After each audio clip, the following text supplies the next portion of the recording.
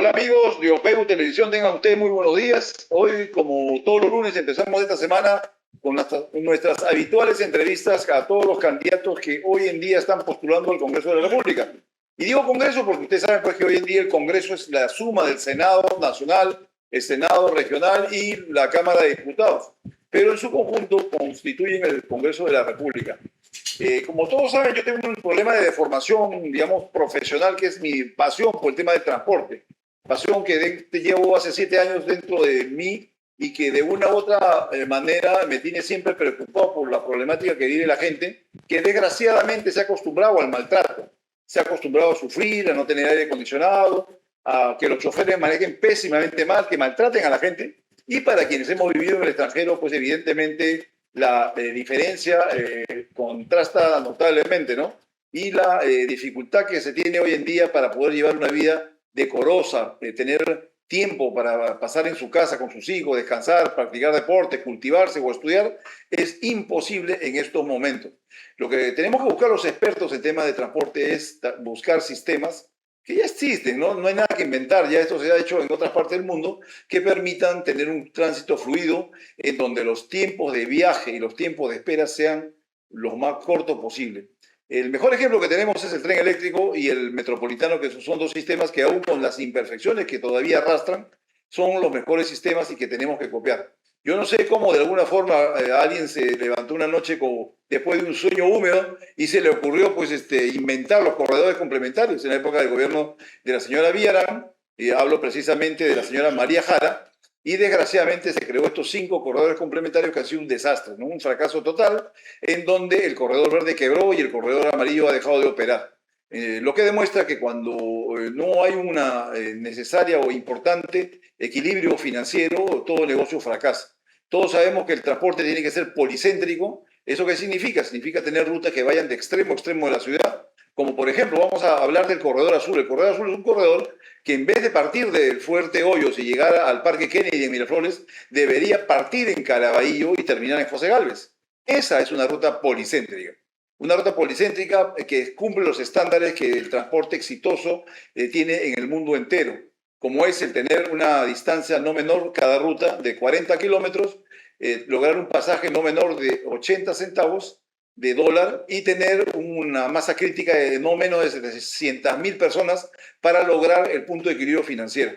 Son temas que uno conoce, que ha podido desarrollar y que no me canso yo de explicárselo a la gente para que vayamos entendiendo cuál debe ser la visión, la guía del próximo gobernante, porque es lamentable, pero yo siendo un humilde bachiller de Derecho, conozco más de transporte que muchos ingenieros de transporte y esto lo he podido contrastar cuando he tenido la oportunidad de reunirme con ellos. Dicho esto, vamos a pasar a nuestra primera entrevista, a nuestra entrevista del día de hoy, con el congresista Edgar Tello, que va con el número 9 al Senado, ¿no? Senado Nacional por el partido Podemos del señor Luna Gálvez. Edgar, muy buenos días, ¿cómo está? ¿Qué novedades? ¿Cómo va la campaña? Sé que están recorriendo todo el Perú, ¿no? Buenos días, Humberto. Gracias por estar invitándome en tu programa y un gusto aquí compartir la experiencia. Justamente venimos desarrollando la campaña. Estuvimos en Trujillo, en Piura, en Chiclayo, con las organizaciones, con los maestros cesantes, con los trabajadores del Poder Judicial, trabajadores administrativos, trabajadores de salud, con los asentamientos humanos, pueblos jóvenes, desarrollando, digamos, nuestro plan y nuestra propuesta de trabajo en el próximo gobierno de la bicameralidad, que va a haber Cámara de Diputados y Cámara de Senadores, y el que habla está justamente postulando a la Cámara de Senadores Nacional con el número 9 de Podemos Perú, y acá hemos venido también coordinando con los vecinos también de San Juan de Miraflores, de Comas, y de esta manera dándole esa confianza, ¿no? Porque hemos visto que las últimas gestiones que han tenido en el Parlamento siempre han generalizado a todos los congresistas, pero lo que debe resaltar es el trabajo que hemos realizado con la población. Hemos realizado, por ejemplo, para la titulación urbana y rural con asociaciones de vivienda en Tacna, por ejemplo, en Tacna, en Loreto, en Piura, en Huancayo, y eso ha sido expresado en ley, emitida ya en marzo del 2025, que falta solamente el reglamento. De igual manera, en la zona rural, también la titulación rural Para todos aquellos que están en posesión informal, que también ya la ley salió en junio de 2025, falta la mía el reglamento. Ahora en el sector magisterio hemos logrado aprobar en esta gestión la CTS al 100%, algo que era un poco inalcanzable porque anteriormente con la ley del profesorado, ley de carrera, solamente se consideraba 5.000, 8.000, hasta 10.000 soles. Hoy un maestro que ha cesado el 31 de diciembre del 2025 cobra una CTS con 40 años de servicio y equivalente al RIT de la primera escala de 3.500, cobra una CTS de más de 140.000 soles. Entonces hay un reconocimiento bastante significativo para los maestros y hoy estamos impulsando una bandera importante también, que es el abandono de las pensiones de todos los trabajadores. Pero hemos dado la iniciativa con la pensión digna equivalente al RIT de la primera escala de 3.500 soles para todos los maestros del Perú, que son alrededor de 163.000 maestros, y que la Comisión de Economía el año pasado, en el mes de mayo, ya lo aprobó. La primera votación el 5 de junio y la segunda votación el 4 de septiembre ha ratificado que se le debe reconocer esa pensión digna equivalente al RIT de la primera escala, que equivale a 3.500 soles, a los maestros cesantes y jubilados. Porque ¿cómo es posible que los maestros cesantes y jubilados vivan con pensiones de hambre siendo profesionales con maestría, con título, con doctorado, su compromiso con la comunidad, con el estudiante, vivan con pensiones de hambre, de miseria? En AFP, el mínimo 180 soles, el máximo 500. En ONP, mínimo 415, el máximo 893. Y en los que son de las 25-30, entre 800 y 1.100 soles, imagínate. Entonces, esas pensiones son irrisorias, aún siendo 1.100 soles la máxima. ¿Quién vive en el mes con esa cantidad?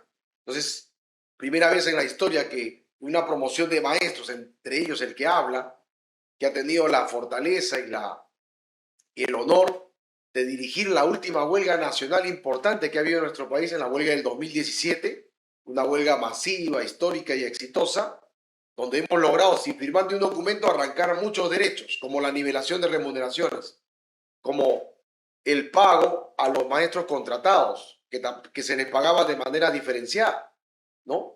El pago del 30%, incrementar el presupuesto para pagar el 30%, que este año, 2026, no han considerado ni un sol, pero que en ese año se consideró 200 millones, luego en el gobierno de Castillo 1.000 millones, y que hoy en este gobierno no se ha considerado ni un sol para el pago de la deuda del 30% de preparación de clases, entre otros proyectos tan importantes que tenemos para poder garantizarlos en esta nueva Cámara del Senado Nacional, que es la que se viene este 12 de abril, Ahora, con su respaldo de todos los trabajadores, maestros. hay un tema que es muy importante y que se tiene que tocar porque evidentemente les toca a ustedes directamente, que son los magistrados, los profesores. ¿No crees tú, por ejemplo, ese es un tema que se tiene que ver? O sea, porque yo creo que aquella persona que se niega a ser evaluado es porque evidentemente sabe que no está en condiciones de cubrir eficientemente su labor, ¿no? Bueno, eso se ha usado como una pantalla de prácticamente el cuco de la desinformación, ¿no? Yo creo que aquí los profesionales, el tener título, tener maestría, doctorado, es el reflejo de la preparación que cada profesional tiene. No siempre, ¿eh? Bueno, eso la evaluación lo determinará, ¿no? Pero ya cada profesional también es Pero entonces consciente. sí piensas en que deben ser evaluados No, la evaluación es permanente, todo, no solamente a los maestros, sino en todos los sectores. en todo. Ahora, lo ideal sería, ¿no?, que haya digamos, pensión de acuerdo a la escala, pero si ahora con un monto pequeño de 3.500 para todos se ponen así exquisitos para aprobarlo, ¿qué será pues unas pensiones diferenciadas? Ahora, el Perú tiene, digamos, es una de las economías más estables de toda América, ¿no? Los economistas a nivel internacional han dicho que en la región hay menos un déficit de 83% que tiende a subir. En el Perú hay un déficit de 32% que tiende a reducirse. ¿Pero por qué? Porque Perú tiene la economía más estable de toda América, con una reserva de más de 90.000 millones, y que todavía se da el lujo de exonerar impuestos a las agroindustrias, a las agroexportadoras, ¿no? Acaban de ampliar, 30 años ha tenido exoneración de impuestos a estas agroexportadoras, agroindustriales, y le han ampliado 30 años más. y dejan de percibir alrededor de 25.000 millones anuales. Pero en todo caso, las exoneraciones deberían ser para todos, ¿no te parece? Claro, debería ser, mira, y aún Pues con te digo una estas... cosa, Edgar, ¿ah? A ver, Bienvenido al libre comercio. no, no, Bienvenido indudablemente, yo creo que al capitalismo, porque esa es la idea, de que cada quien compita en igualdad de condiciones, así sin es. ningún tipo de privilegio, ¿no? Yo creo que en el fondo hay mucha gente que piensa que el capitalismo es el camino al socialismo, pero yo creo más bien que el socialismo es el camino al capitalismo, porque como gente, como Deng Xiaoping, que se dio cuenta de eso, China, que era un país que vivía en medio de una hambruna espantosa, se convirtió en lo que hoy en día es, ¿no?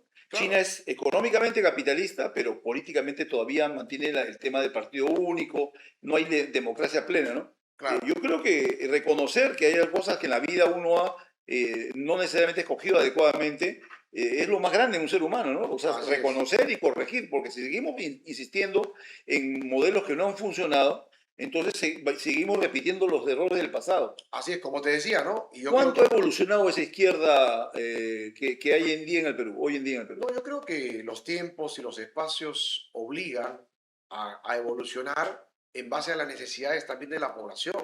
Porque mira, hoy en día vemos que el modelo de alguna manera tiene fortalezas para solamente un sector, pero hay grandes mayorías que están desempleadas, no tienen Ujú. trabajo, viven en la extrema pobreza, Pero tú sabes por qué ¿no? es eso. Eso es porque desgraciadamente el Perú no es todavía un país en el cual los inversionistas extranjeros confíen en invertir. Cuando un país, como decía Bedoya Reyes el año 79, da las condiciones para una masiva inversión, hay inversiones. Y cuando hay inversiones, hay empresas. Y cuando hay empresas, Claro, hay trabajo. Y cuando hay trabajo, hay prosperidad. así Ese es es. el círculo virtuoso que se debe seguir y no, por ejemplo, tanto que defendemos el tema de la estabilidad laboral, tanto que defendemos el tema del sueldo mínimo, ni en China ni en Estados Unidos hay ninguno de los dos. No, claro, No existe eso. lo Y importante fíjate es tú de cómo son que, economías que han prosperado, ¿no? así es, lo importante es que esa economía desarrolle y progrese porque va a generar todo un bienestar a la población, ¿no? Y sobre todo va a mover su industria, que es lo que está generando que China mueva a nivel internacional. Ya prácticamente se ha vuelto la fábrica del mundo. Bueno, y ha desplazado a las grandes potencias en muchas cosas. Desgraciadamente, yo creo que está faltando China es finalmente lograr esa libertad que tuvieron, por ejemplo, en Hong Kong o en Taiwán, que también prosperaron sin necesidad Claro. de un partido único y sin necesidad de ese monopolio del Estado en manos de un solo partido de gobierno.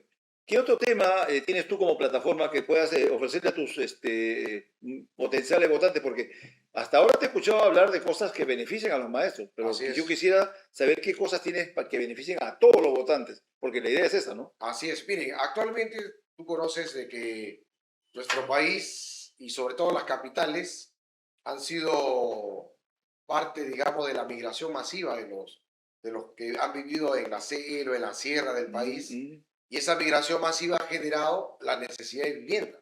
mm. Y acá en el Perú, si tú te recorres el país o acá en Lima, nada más en los conos, ves en los cerros, que todavía hay familias que viven en posesión de más de 10, 15, 20 años y no tienen título de propiedad, no tienen agua ni desagüe. Entonces, Podemos Perú ha planteado como uno de los ejes importantes también del plan de gobierno, Perú, país de propietarios. Caramba, qué, Porque, qué vanguardista esa propuesta, porque claro, esa frase, ustedes se la han jalado, yo te voy a decir de dónde. a ver, Esa es una frase que el año 90 Vargas Llosa pronunció. Queremos hacer del Perú un país de propietarios. O sea, al final vamos haciendo que el sentido común nos vaya llevando a caminos comunes en los cuales debemos encontrarnos como país. Los claro, peruanos hemos vivido divorciados, peleados, matándonos entre nosotros, cuando yo creo que es el ejemplo de otros países que han prosperado el que finalmente tenemos que seguir. Edgar, ¿qué mensaje final le darías a tus votantes que tienes para comentarles? Y bueno, ¿cuál es tu propuesta principal? Haz mención de tu número, tu sí, sí, sí, sí, partido sí. y a lo que tú postulas. No, gracias por la invitación y justamente que quería redondear el tema de Perú, país de propietarios, porque sabes que en Lima y Callao nada más viven cerca de 13 millones de habitantes, Mm. pero increíble, solamente 3 millones de habitantes tienen agua instalada en su casa, ¿no? Y el saneamiento físico y legal. Entonces, indudablemente hay una diferencia de 10 millones. Y a nivel nacional, imagínate la cantidad de peruanos que todavía están con esa necesidad de poder formalizar y tener calidad de vida también conteniendo el título de propiedad y la instalación del agua y desagüe en casa. Bueno, invitarlos este 12 de abril a votar por Edgar Tello Monte, el maestro del pueblo, votando por la P de Podemos Perú en el Senado Nacional, en la segunda columna, y escribir el número 9, ¿no? Una vez más, agradecerle por la atención y este 12 de abril votar por la P en Senado Nacional y escribir el número 9 de Edgar Tello Montes, el maestro del pueblo. Gracias, Humberto. No, gracias a ti por venir. Yo lo único que quiero es dejarte una reflexión, tarea para la casa. Claro. Tarea para la casa, para que la próxima entrevista podamos desarrollarlo.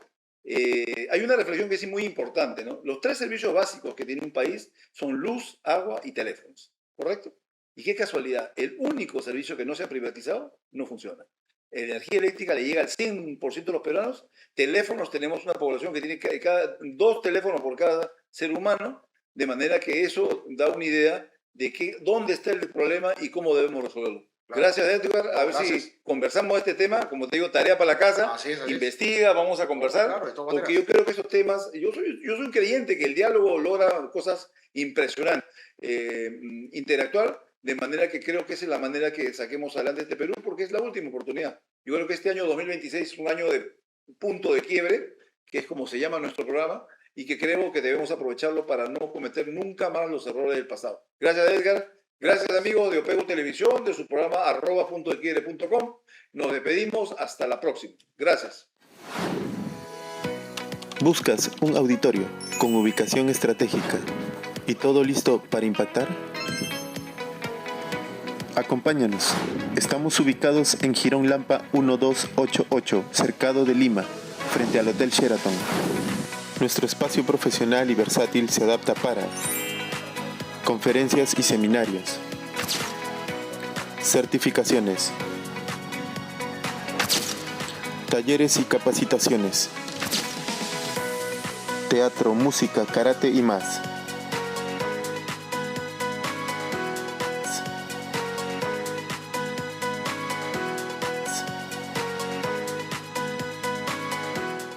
Desde lo más puro de la naturaleza nace Agua Nieve, un agua que cuidamos desde su origen, filtrada naturalmente y tratada con los más altos estándares de calidad. Aquí puedes ver cómo la envasamos, con procesos seguros, limpios y controlados para proteger cada gota. Porque no solo es agua, es pureza, frescura y confianza. Porque el agua que llega a tu mesa debe ser tan limpia como la confianza que le das a tu familia. Agua Nieve, de la naturaleza a tu mesa.